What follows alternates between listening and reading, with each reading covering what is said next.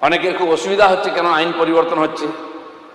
অনেকে 5 বছরের জন্য ইনভেস্ট করেছিলেন, টাকা পয়সাতে টিকিট কেটেছিলেন, দিয়ে জিতেছিলেন টিকিট কিনে যে 5 বছর কামাবো, তার থেকে 2 বছর মাইনাস হয়ে যাচ্ছে, কষ্ট তো হবেই।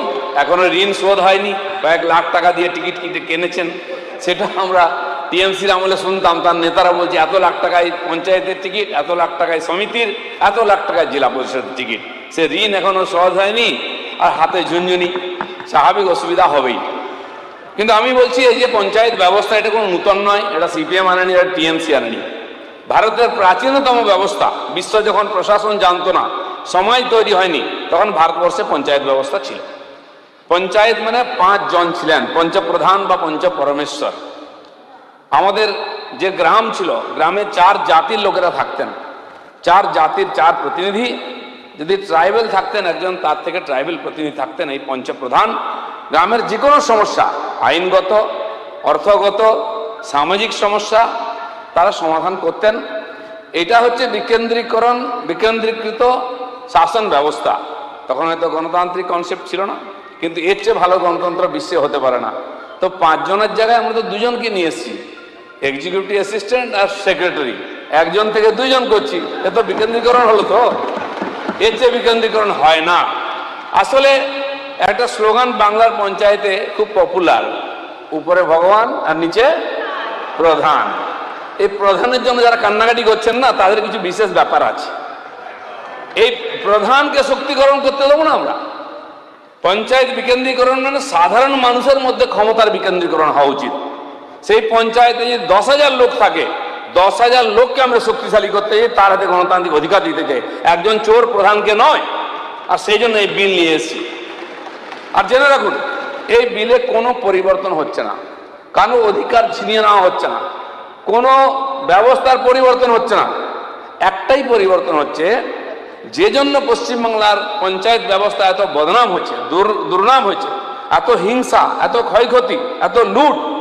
এখানে যারা বসে আছেন বিধায়করা, তাদের চেয়ে যে কোনো প্রধানের বাড়ি বড়।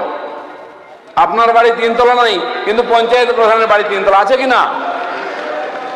এতে প্রমাণ হয়ে যায় কতটা বিকেন্দ্রীকরণ হয়েছে অর্থের, কোথায় পৌঁছেছে।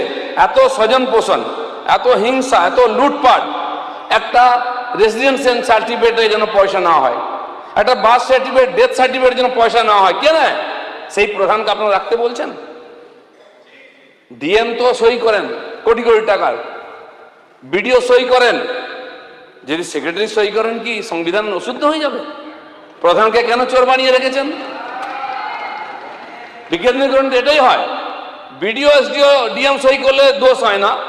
আর যদি সেক্রেটারি আর অ্যাসিস্ট্যান্টের হাতে আমরা ক্ষমতা দিয়ে দিচ্ছি একের, কি অসুবিধা হয়ে যাবে? অসুবিধা ওটাই হবে, কাটমানিটা অসুবিধা হয়ে যাবে। আমি তো বলবো গব্বরের সেই স্লোগানটা একটু, ডায়লগটা পাল্টে দিই, सरदार काटमानी खाया है।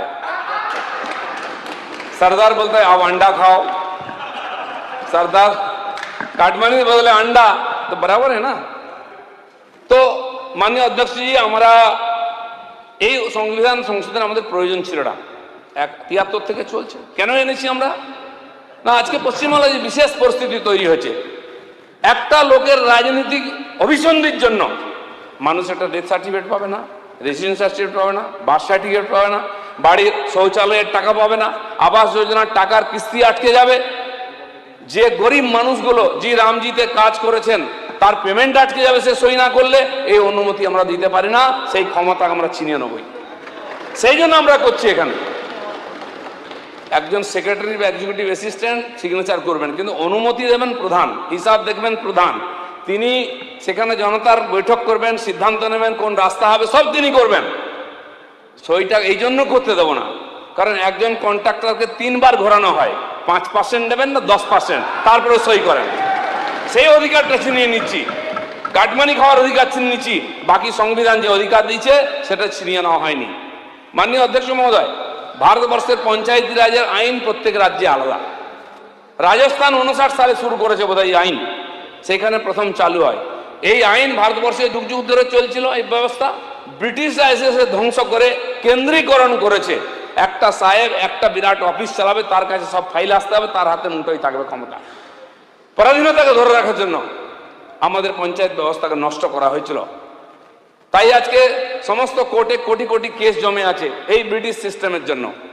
এত কেন্দ্রীকরণ, একজন অফিসার আছেন, তিনি সই না করলে ফাইল যাবে না, তিনি 15 দিন নাই তো সমস্ত ফাইল জমা হয়ে যাচ্ছে, অফিসারকে দেখা যায় না, এত ফাইল জমা হয়।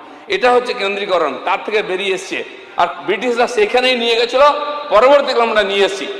কিন্তু কেবল পশ্চিমবাংলার ক্ষেত্রে প্রধানকে এই ক্ষমতা দেওয়া আছে বিল সই করা, আর সেইখান থেকে শুরু হয়েছে। আর অন্য রাজ্যে যান, কোথাও প্রধানের এই আর্থিক ক্ষমতা নেই, তাই সেখানে হিংসা নেই, তাই এত লুটপাট নেই, তাই এত বদনাম নেই। এই যে পঞ্চায়েত নির্বাচন, অনেকে 21-এর কথা বলেছেন, আমি আপনাকে তথ্য দিচ্ছি। গত কয়েকটি নির্বাচনে কত মৃত্যু হয়েছে। 2003 সালে 70 থেকে 80 জন নিরপরাধ মানুষ মারা গেছে। 8 সালে 36 থেকে 45 জনের মৃত্যুর খবর পাওয়া যায়। 2013-তে 31 থেকে 39 জন মারা গেছে। 2018-তে 29 জন মারা গেছেন। আর 23-এতে 48 থেকে 50 জনের মৃত্যুর আর তথ্য আমাদের কাছে আছে। আমি 18 সাল নির্বাচনে ভারতীয় জনতা পার্টির প্রেসিডেন্ট ছিলাম। প্রথমবার আমরা লড়াই করি, লড়াই করে আমরা কয়েক হাজার জিতি। কিন্তু জেতার পরে এত অত্যাচার, পুলিশ দিয়ে তুলে নিয়ে আসা হচ্ছে, দিয়ে জোর করে পঞ্চায়েত গঠন করা হচ্ছে। 2100 জন জেতা প্রতিনিধি সমিতি এবং পঞ্চায়েতে 2100 জন প্রতিনিধিকে বিহার, ঝাড়খণ্ড, উড়িষ্যা এবং আসামে আমরা লুকিয়ে রেখেছিলাম। তার মধ্যে 60% মহিলা ছিলেন। 1 মাস 1.5 মাস যতদিন না, আর যতক্ষণ না আমাদের লোকেরা ফিরে আসছে তাদেরকে তুলে আনা যাবে বলে বোর্ড গঠন করা হচ্ছিল না।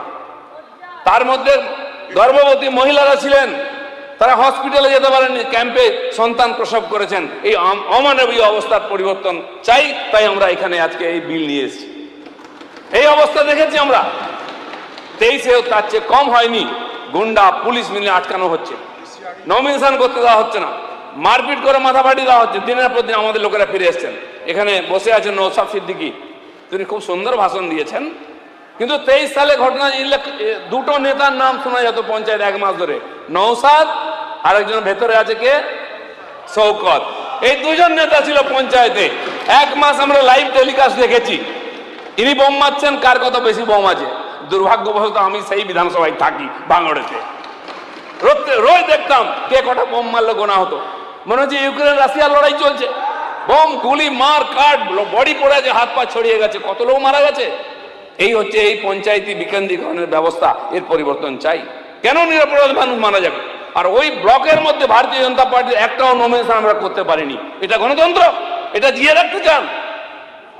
আসলে আপনাদের দুঃখ হয় প্রধানদের জন্য, ওদের মালকড়ির জন্য, গণতন্ত্রের জন্য নয়। তাহলে আপনারা সাপোর্ট করতেন। দেখুন, আমাকে কয়েকজন মাননীয় বিধায়ক এসে বলেছেন যে কেন দেখেছেন ভেঙে দিন সব পঞ্চায়েত। ভেঙে দেওয়ার অধিকার আমাকে দেয়নি সংবিধান। আমাকে গড়ার অধিকার দিয়েছে, মানুষকে পরিষেবা দেওয়ার অধিকার আছে। তাই যারা অসহযোগিতা করছেন তাদের হাত থেকে সাময়িকভাবে আমরা ক্ষমতা নিয়ে নিচ্ছি। এখানে সব প্রভিশন আছে, 15 দিন, 10 দিন, 20 দিন, 50 দিন সময় দিচ্ছি। 3 মাস হয়ে গেল প্রধান উপপ্রধান আসে না। এটা তো অসহযোগিতা, গণতন্ত্রের অপমান। সরকারকে অপদস্থ করার জন্য, সরকার ডেলিভার যাতে না করতে পারে পঞ্চায়েতে কাজ, সেই জন্য অসহযোগিতা করা হচ্ছে। সেই সব লোকের হাতে আমরা ক্ষমতা রাখতে পারি না। সেই জন্য এই বিল আনতে আমরা বাধ্য হয়েছি। পবিত্র সদনে আমি এই কথা বলতে এসেছি যাতে আমরা গরিব মানুষের কাছে পরিষেবা পৌঁছে দিতে চাই। গ্রাম উন্নয়ন নয়, মাননীয় দীনদয়ালজি বলেছেন যে পেছনে দাঁড়িয়ে থাকা গরিব মানুষের কাছে উন্নয়নের ধারাকে পৌঁছে দিতে হবে। সেই জন্য তো পঞ্চায়েত ব্যবস্থা। সে মানুষটি কেন বঞ্চিত হবে আপনার জন্য? কে দিনের পর দিন পঞ্চায়েত অফিসে কেন ফিরে যাবে? সে পরিষেবা থেকে কেন বঞ্চিত হবে? কেন কন্ট্রাক্টররা কাজ করেছেন তার বিল মাসের পর মাস আটকে থাকবে? কেন গ্রাম সড়ক যোজনার রাস্তা শুরু হবে না আপনি না বলছেন বলে? কেন জিরামজির গত মাসে আমরা নারেগার 1 মাস কাজ করেছি, এবারে জিরামজি শুরু হয়েছে। সেই নারেগার যে বিল দেবো আমরা, 1,56,00,000 কর্মদিবস তৈরি হয়েছে। যে মানুষগুলি কাজ করেছেন, গরিব মানুষগুলি, তাদের অ্যাকাউন্টে টাকা যাবে না যতক্ষণ না প্রধান সই করবেন। এই অধিকার কে দিয়েছে মানুষকে কষ্ট দেওয়ার? তাই আমরা সাময়িকভাবে এই ব্যবস্থা করেছি। এতে কোনো আইনের পরিবর্তন হয়নি, সাময়িক একটা রাস্তা বার করা হয়েছে যাতে পরিষেবাটা কন্টিনিউ থাকে, সাবলীল থাকে। সেই জন্য আজকের এই পঞ্চায়েতের যে বিলের সংশোধন, যে আইনের, সেটা আমি আপনাদের কাছে নিয়ে এসেছি। আমরা কারো আর অধিকার খেলে নিতে চাই না। অনেকে বলেছেন ব্যবস্থা আছে নাকি এখানে অডিট করার। কজনকে অডিট করে সাজা দিয়েছেন? সারা ভারতবর্ষ জুড়ে বদনাম আছে পশ্চিমবাংলার পঞ্চায়েত ব্যবস্থা। বাঁধে হয়নি, বাঁধ কোথাও নেই, টাকা চলে গেছে। এরকম বহু রাস্তা নেই, পুকুর নেই, টাকা চলে গেছে। সেজন্য বাধ্য হচ্ছি। এই যে 4 বছর নারেগা বন্ধ ছিল, গরিব মানুষ কষ্ট পেয়েছেন, আমরা একমত। কেন বন্ধ ছিল? এই পঞ্চায়েতে অপরিসীম দুর্নীতি হয়েছিল, তাই কেন্দ্র সরকার হিসাব না পেয়ে টাকার এই নারেগা বন্ধ করেছিল। আবার জিরামজি নামে সেই না শুরু হয়েছে, 100 যে 125 দিন আসছে, আবার ওই চোরেদের হাতে আমরা এই ক্ষমতা তুলে দিয়ে গরিব মানুষকে বঞ্চিত হতে দিতে চাই না। তাই এই আমরা বাধ্য হয়েছে এই সামান্য সংশোধন করতে। তাই আপনাদের সহযোগিতা, আশীর্বাদ আমি চাইছি।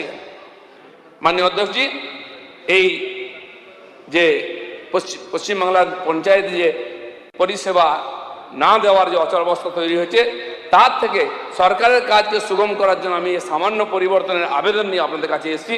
আমি আশা করব গ্রামের গরিব মানুষ যারা বলছেন যে গরিব পঞ্চায়েতকে বঞ্চিত করা হচ্ছে, তারাই 10 বছর ধরে মিউনিসিপ্যালিটিতে নির্বাচন করেননি, 8 বছর ধরে নির্বাচন, কলকাতা কর্পোরেশন 10 বছর নির্বাচন হয়নি, খড়গপুর দুর্গাপুর 8 বছর নির্বাচন হয়নি। কে সেখানে বসিয়েছে অ্যাডমিনিস্ট্রেশন? আমরা বসাইনি, আপনারা বসিয়ে দিয়ে গেছেন। সেখানে গণতন্ত্র খণ্ডিত হয় না? আমি খড়গপুর থেকে আসছি, খড়গপুরে ওনাদের বোর্ড আছে, 2 বছর ওনারা ঘোষণা করলেন এ বোর্ড অযোগ্য, এরা পরিষেবা দিচ্ছে না, বোর্ড ভেঙে দিলেন। সেখানে অ্যাডমিনিস্ট্রেশন বসলো, তারা কোর্টে গেলেন, তার পার্টির লোকেরাই, কোর্ট বললো না অবৈধ, আবার তাদের পার্টির লোকের চেয়ারম্যান হয়েছে। এরকম ড্রামা পশ্চিমবাংলায় হয়, আর টিএমসির সময় হয়েছে। আরো সময় লাগবে, আরো সময় লাগবে। হয়ে এসছে, সবাই বলে দিয়েছেন, সবাই রেডি আছেন পাস করাতে।